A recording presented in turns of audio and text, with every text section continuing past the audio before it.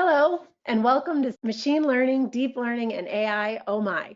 I'm Cindy Braden, the SVP of Sales for EnsoData. I want to thank you for spending some time with us today. If you're like me, you likely understand the concept of AI, but maybe not exactly how it works or how many places it truly makes an impact in our daily lives. Our goal here today is to arm you with more information on exactly that.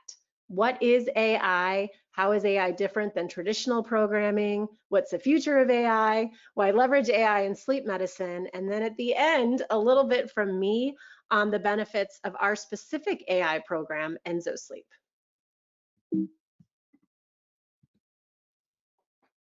I want to introduce my co-presenters today.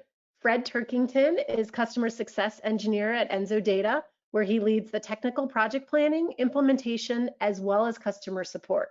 After graduating with a BS in biochemistry, he launched his career in healthcare IT, hoping to bring the power and scale of software to the very personal and hands-on healthcare industry. He joined EnsoData on the promise of new horizons that artificial intelligence and machine learning can bring to healthcare. And Sam Rusk is a co-founder and the head of our AI at EnsoData. He's responsible for deploying AI in the clinical setting, as well as leading Enso's research initiatives. He co-founded EnsoData after receiving a BS in electrical engineering, where he developed a passion for signal processing and machine learning. He currently sits as consultant to the AASM AI committee, where he helps bridge the gap in the world of AI and medicine. And Sam envisions a future where AI enables accurate and affordable healthcare for all. Before I hand things over to Sam, I have a little test for everybody. Take a look at those beautiful faces on the left side of the screen and tell me which one of those you think was created using artificial intelligence. I'm going to launch a poll. When I launch the poll, you're not going to be able to see those faces. So take a look and decide right now which one you think used AI to be created. And then I will launch the poll and you guys have the ability.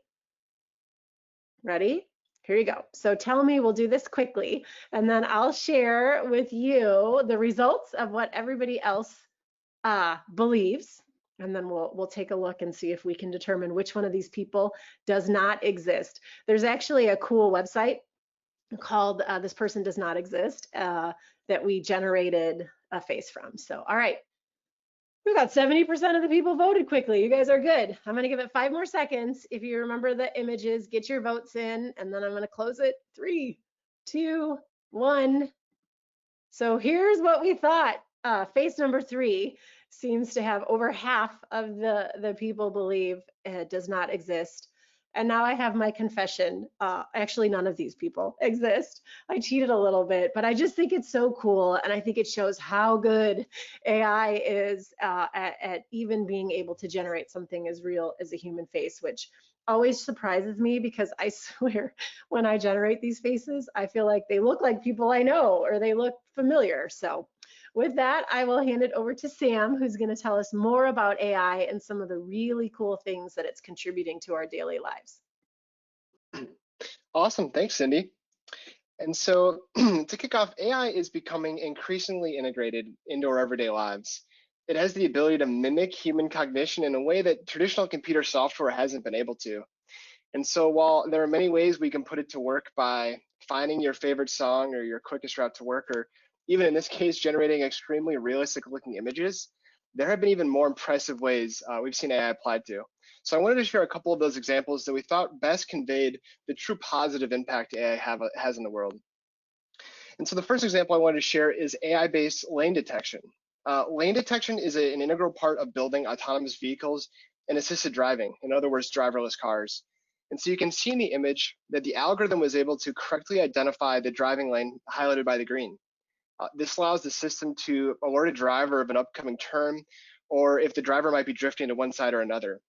And this ends up resulting in safer roads and transportation every time you get behind the wheel or go on public transport. There are 6 million driving-related accidents in the US every year, and we can't stop commuting, we can't stop going to work. And so technologies like this make it safer for us every day when we get behind the wheel. Another clever use of AI is in detecting high fire risk geography by leveraging satellite imagery, believe it or not. And so the West Coast has been unfortunately burdened by devastating forest fires over the last 10 years and even longer. There are also tens of thousands of satellites continuously orbiting the Earth right now. AI has been able to take and pair those historical satellite imaging with areas where forest fires have occurred. The AI systems are able to identify and detect patterns that lead to higher likelihood for forest fire. And this allows authorities and fire departments to appropriately allocate resources and prepare accordingly, and hopefully ultimately remediate forest fires before they ever even happen. These are just a couple ways that we've seen AI being used to positively impact everyday life and improve public health.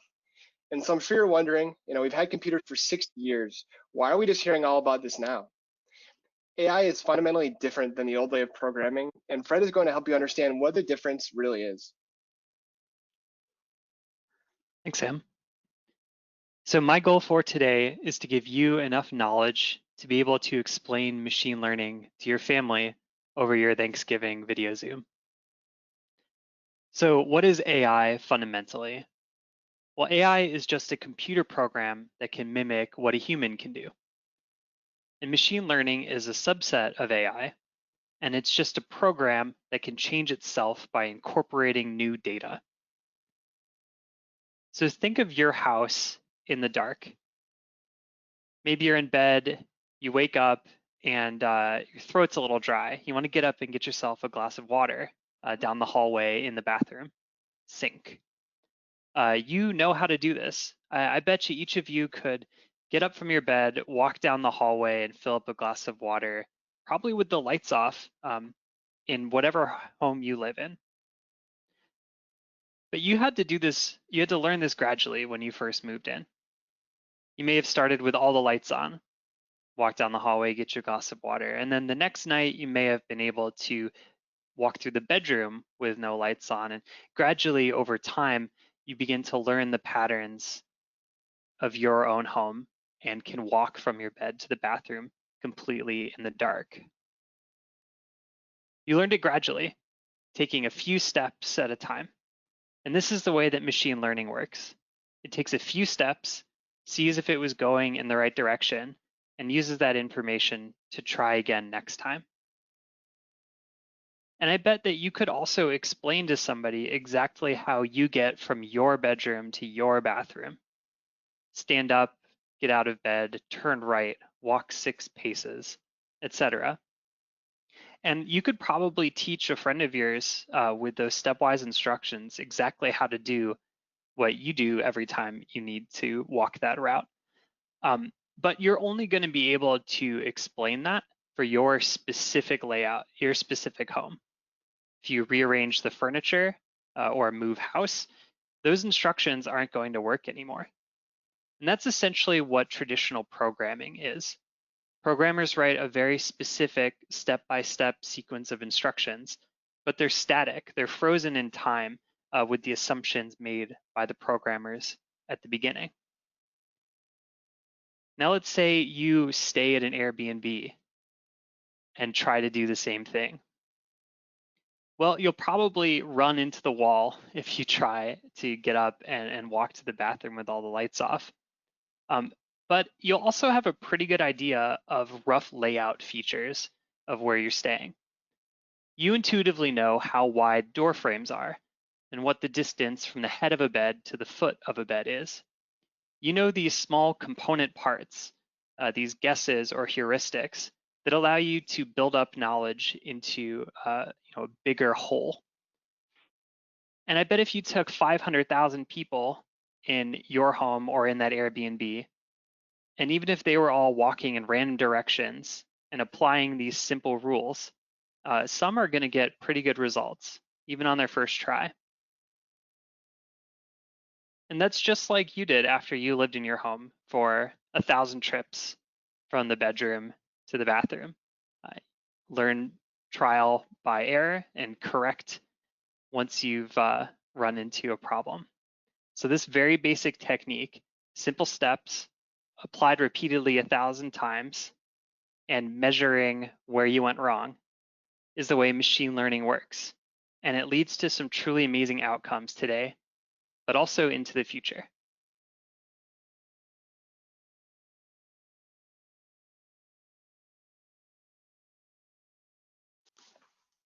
Awesome, thanks, Fred. And so as you start to build a mental model for AI and how it works underneath the hood, I'll bet your minds are already racing for how we can use these kinds of technologies to improve healthcare for patients. We're still early on the adoption curve, but there have already been a number of transformative technologies that have been adopted into the clinical standard of care. And so I wanted to highlight a few that we thought were really interesting. One that you may have seen in the headlines more recently is AI-based sepsis prediction.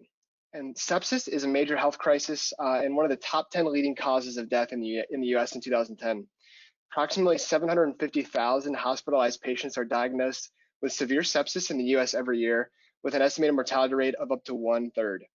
And so what is sepsis? For those of you who might not know, it's defined as a dysregulated host response to infection in the body. And so in other words, it's an infection that kind of spirals out of control. It can easily go undetected due to how similar the symptoms are to many other diseases. And so detecting sepsis early is extremely valuable and directly saves lives. And so researchers at UCSF have been working on this problem. They've been building AI models to predict sepsis by reading in the standardly recorded vital signs at the ICU bedside. Remarkably, they've been able to show AI can predict sepsis shock onset 4 hours before it happens with an accuracy of over 96%. This allows clinicians enough warning time to treat the patient accordingly and hopefully eliminate sepsis from the patient altogether. Secondly, another groundbreaking application has been in skin cancer detection. Initially developed at Stanford and published in Nature in 2017, researchers showed that AI models trained on over 130,000 clinical skin images and 21 board-certified dermatologists had the same performance as the average dermatologist. And so while AI can't make you go see your dermatologist, tools like this can help democratize skin cancer screening to anyone who has a smartphone. And as we think about addressing healthcare disparities in a rural setting or even around the globe, effective screening and diagnostic tools like this will have a massive impact on how healthcare can be delivered effectively and at scale. A more recent example that may be affecting you today is with regards to the COVID-19 pandemic. Researchers from MIT were able to take audio recordings of coughs and accurately detect COVID-19 with close to 95% accuracy. They built a tool where anyone can log into, they can record a cough and mark whether they've had coronavirus or not. The AI was then able to parse out subtle shifts in the cough frequencies that were otherwise undistinguishable from the human ear, which is quite remarkable. And so this application brings up two main points I wanted to hit on. One is capabilities like this, similar to skin cancer detection, allow for more continuous, widespread screening of coronavirus and even potentially many other diseases, which again, as you look at rural and global health, will have a massive impact. There are a lot of people who don't live close to hospitals, and solutions like this allow for effective remote monitoring. Secondly, it highlights the ability of AI to go beyond human perception. Even the best doctor in the world can't diagnose COVID-19 with just their ears. And so these technologies are proving to open doors that we thought were previously impossible. And so in summary, these are a few ways that we've seen AI to aid and even improve early screening, diagnostics, and therapeutics. And so at EnsoData in 2015, we set out on the mission to help bring AI to the bedside. We saw the increasing clinical evidence of the power of these tools, and we saw a huge opportunity in sleep medicine. And since then, we've been continuing to learn why sleep is the perfect fit for AI. And sleep truly is the perfect fit for AI. And why is that? Well, first off, it's a very large problem. 1 in 12 Americans suffer from obstructive sleep apnea, and the problem is even bigger worldwide. Going back to that question that we first posed a few minutes ago, we've had computers for 60 years. So why are we just getting AI in sleep now? Well, it really comes down to two things, data and computation power. So sleep studies have the data, millions of data points from those waveforms recorded every night, and hundreds to thousands of events and stages marked by professional human scorers. What we've really been waiting for is the computational power to be able to crunch all of these studies the same way that a person develops crunching those studies over their career. So if you think of an AI trained on 500,000 studies, that would be about 8 studies a day, 5 days a week for a year. Get about 2,080 studies in that year. With a 500,000 study sample, an AI would be gaining 240 years of experience in scoring studies.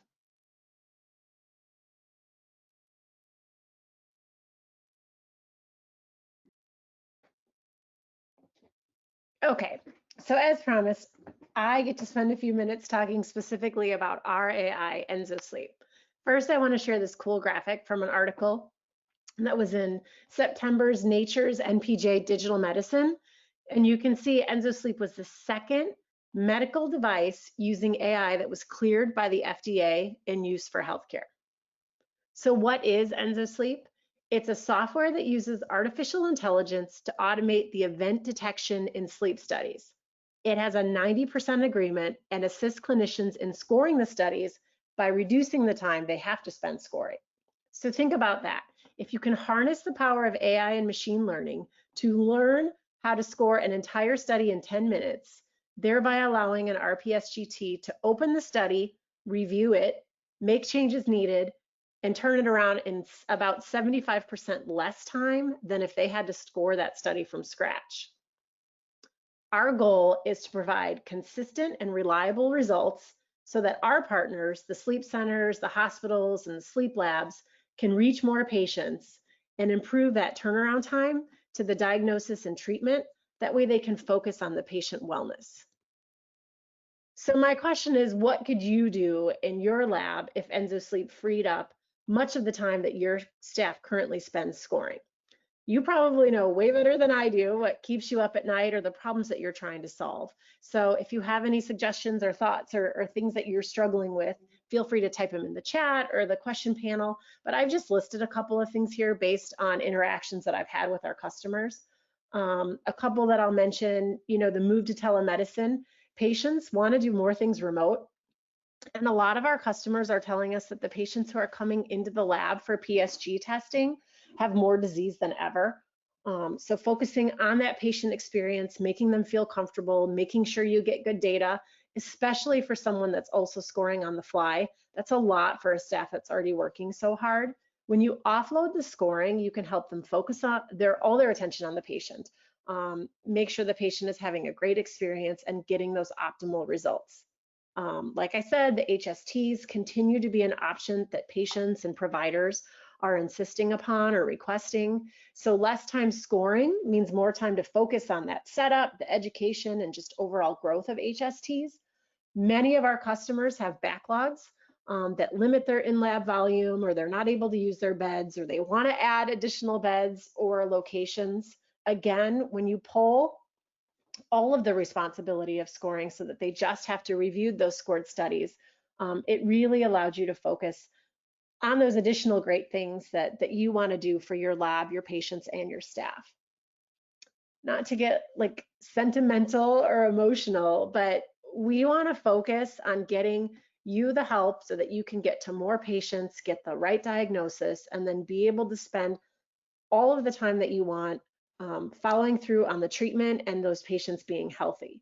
We're really proud that we partner with the clinics that we do because they're out there having such a great impact on patient lives. So my ask for anybody on the call involved in a sleep clinic, with everything that's going on in 2020 and everything that's thrown at your patients, your business, and of course your staff, we'd love an opportunity to talk to you about EnsoSleep and see if it can help you reach your goals. We're going to dive into questions here in a second, but when the webinar is finished, there will be a survey that will pop up. You can provide us feedback, let us know other topics that you would like to learn more on, and it'll also give you an opportunity to raise your hand and say that you'd like to talk to somebody about EnsoSleep. So keep an eye out for that survey, and then we hopefully will get an opportunity to connect with you and talk to you about your clinic and explore together if adding AI like EnsoSleep would help you succeed in 2021. So with that, we're going to take a look at the questions. And if you didn't get a chance to type them in, please get those questions entered because we do. We have 9 minutes that we can get them. So I'm going to go ahead and read through the questions. And if I have a guess, Fred and Sam, I'll say which ones are probably best for you. And the first question that came in, does Enso Sleep or EnsoData have any future plans for other AI applications in sleep? Sam, why don't you take that one? Yeah, absolutely. It's a great question, and the answer is absolutely yes. We see that there is the standard set of sleep events that are being marked as part of the regular diagnostic process today. But as you think about EEG and the other various signals that are being recorded, especially in an in-lab setting, there's a bunch of information and data that we think has a lot of other relevant information that is going to be that's going to be indicative of other diseases. And so as you look at what kind of neurological diseases are in the EEG, what kinds of other cardiovascular conditions that aren't being detected now that could be using these kinds of approaches. And so the answer is yes. We're extremely bullish on all of the different kinds of utility that the HST and the PSG has to detect a ton of other kinds of diseases. It's fantastic, and it's a great question. I'll also add, for anybody on, if you haven't had an opportunity to visit our website, I mentioned, I'm sure everybody hangs on every word that I say, but when I introduced Sam, he not only leads the AI and manages the algorithm that makes EnsoSleep great, he leads all of the research. If you go to our website, we did another webinar where one of our partners and customers and our company partnered together, where we did some additional research on CPAP compliance. So if you go to our website and you hit the Explore button, you'll see other webinars there. You can find that recorded webinar there as well. So so many great things that we think we can do. And again, if we can offload some of the stuff that a computer could do really, really well, we get really excited about the things that the people in the clinics can do with that knowledge. Great question. Next question, what metrics are used to feed into the AI? Fred, do you wanna, I'm assuming that's specifically on EnsoSleep. Sure. Yeah, so the inputs to the AI are the raw waveform signals that are captured during typical PSG and HST, as well as the staging, arousals, respiratory events, limb movements, and other things that techs are marking. And so we use those events to build these AI models to teach the computer how to recognize where those events are in the waveform signals. And then the output of the AI is predictions of events and stages. So Cindy, would you repeat the question as well? I had another point that I wanted to make. Yeah, absolutely. How does AI differ? Oh, I'm sorry, I'm on the other question. What metrics are used to feed into the AI for EnsoSleep? Right. Okay. So metrics is where I wanted to go with this. So what's really interesting, in sleep medicine, since it is a human scored study, there's not really a ground truth value. It's an interpreted study. And that's why the ASM has the interscore reliability, the ISR process. And so one of the metrics that we're using to keep an eye on how the AI is performing is that same ISR, the way that you might compare human scores to a gold standard human score. And since the ISR agreement threshold can be pretty variable on different events and different stages, it presents to us a really interesting question of how do we make an AI that works across the board when scores have subtly different preferences, even within the scoring guidelines. Fantastic. All right, the next one I'm going to toss at you, Sam, because this is a great question and I'm curious to hear your answer on this too. But what do you think is the most unique application of AI that you know of being used today in the world? Is that too lofty of a question? No, absolutely. I I know that we were brainstorming on this one, and let's see. I think a lot of the extremely novel applications are in the generative adversarial models, which are the models that created those fake images, faces that you saw earlier. The reason that that is the most fascinating to me is because it allows, there's only a limited amount of data out in the world, and there's a lot of different devices recording images and waveforms and a ton of different data. But when you can actually generate fake data and simulated data, it allows the models to continually learn and learn even more so than the data that's being recorded from hardware devices out in the world. And so with these kinds of generative models, it can really, I think it's going to allow AI to go to the next level and start to break some of these performance levels that we've seen on the supervised kinds of AI models to date. And so that's what I think is one of the more interesting, more novel use cases. Yeah, well, and since you're so brilliant in all things AI, that makes me feel better because I kind of geek out on that website, and the stuff that does that too. It blows my mind. For And anybody who's Sydney, on, oh, yep, go ahead, Fred. I'd like to nerd out a bit on Yep, that please. as well. So the notion of a generative network, I think it's really brilliant. And in the spirit of that Thanksgiving conversation, the insight behind it is really smart. Basically, you train two AI systems. You train one that tries to make fake data, and you train another one that tries to recognize real data from fake data. And you pit them against each other in a head-to-head competition. And they're in this arms race where the generator that's making the fake pictures is getting better and better at fooling the real system, the Oh, real wow. detector. And then the detector is getting better and better at detecting the fakes. And so they sort of escalate against each other, producing these really intense results at the end. That is cool. So then it's excusable of why when I feel like I look at faces or other AI that does stuff like that, I'm convinced that it's somebody I know or they look familiar to me. Like, oh, that's good. That makes me feel better. Okay, we have one more question that came in. So if you have any additional questions, get them typed in now. I also wanted to mention, if you look at the GoToWebinar control panel, I think you can go to the handout little tab and grab a handout. We just put a link to the really cool sites and studies that we referenced for anybody who wants to dig even deeper into some of those examples. The last question that we have typed in right now, but people will still have an opportunity to type anything in, is again, I think this is specific to EnsoSleep and in the sleep world, but how does AI different from auto scoring settings on sleep diagnostic software when both would require that overscoring of the study from a tech? So I feel like I have tons of practical examples from talking to our customers that have used another auto scoring program compared to EnsoSleep. But Fred, since you run our customer support, why don't you take a stab at answering the difference between EnsoSleep and the power of AI versus the typical auto scoring system that would still need to be overscored? Sure. So it's a good insight that in either case, you're still reviewing something that a computer has scored. I think one of the key differences is in the amount of time you can expect to spend reviewing an EnsoSleep scored study.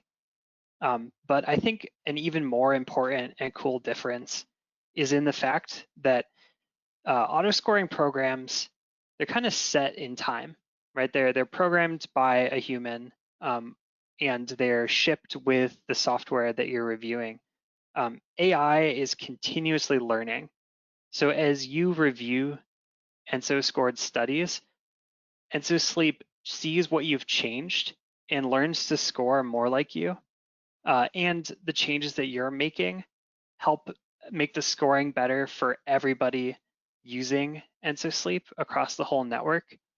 So it's this really powerful tool of being able to review and adapt and incorporate your changes into the AI that help improve it to score more like you over time, that I think is the really key difference.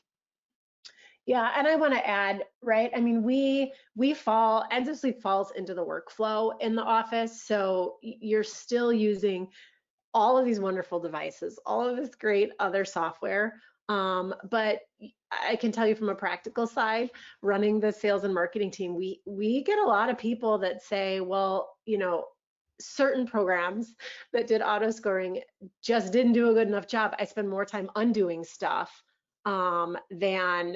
than it helps, right? And I can tell you, our customers will just tell you that is not the case. Fred did such a great job of explaining if you were in your room and somebody stayed in your house and you tried to give them instructions of getting a drink of water, how you could be pretty successful at doing that. But as soon as you put in a ton of other variables, how hard that would be. And that's exactly the power that we've harnessed with EnsoSleep. We take the previously scored studies and we've learned from the expertise that already sits out there in the industry. So it just is a game changer. And we have 90% agreement. So when people are getting in there and adding that bit of expertise and different providers, there's things that they know with certain patients are more important to look at. And that's where somebody can go in and make those tweaks.